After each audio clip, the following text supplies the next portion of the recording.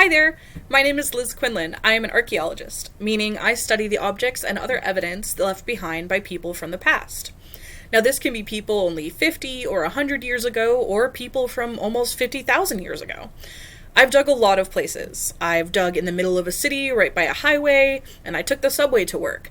I've also dug in a remote cave where I had to hike through an orchard, climb over a barbed wire fence, walk through a sheep field, walk across a river, and then scramble up a cliff face just to get to work in the morning.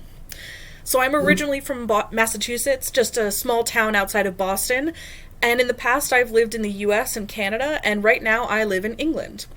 So I live in a small city called York, which is a really old city.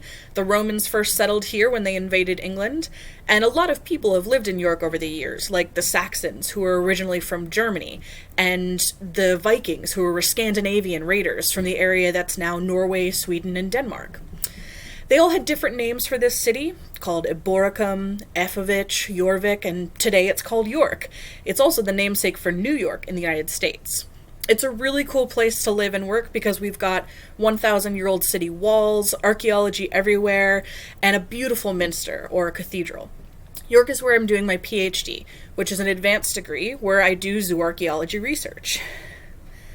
So, zooarchaeology is the science of understanding the story of the past through the study of ancient animals. So as long as there have been people, there have been animals that interact with them, whether they're working animals, pets, food, or predators. And my job as a zooarchaeologist is to identify animal bones that are found on archaeological sites and try and understand what their presence means. So I started off in public high school in Massachusetts, took courses like biology and chemistry, and I eventually went to university in Canada at the University of Toronto, where I started focusing on archaeology and later zooarchaeology. After I finished my undergraduate or bachelor's degree there, I decided to do a master's degree in historical archaeology at the University of Massachusetts, Boston. That was back in Massachusetts, like I said, and I had to write a really long paper, 120 pages, about the bones that were found at an archaeological site and what they tell us about how food was prepared in the late 1800s at a girls' school.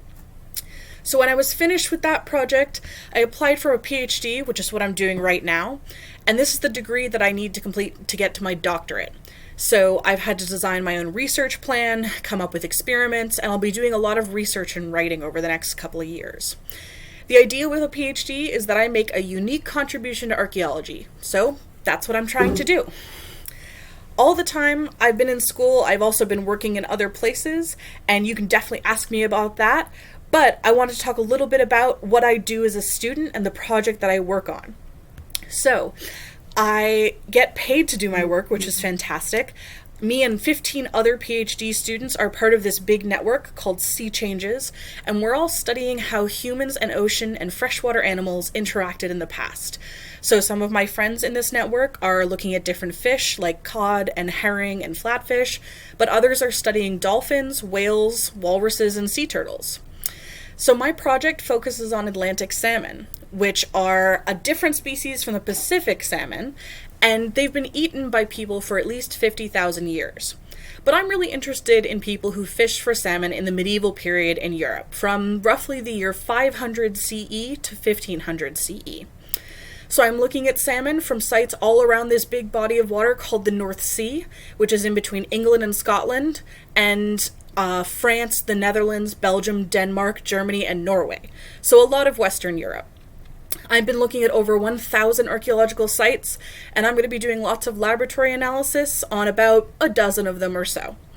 I can't wait to hear your questions when you guys ask me on Tuesday, and please let your teacher know if you have anything specific you'd want to know about my research, how I got to where I am, and what I've studied along the way. Bye!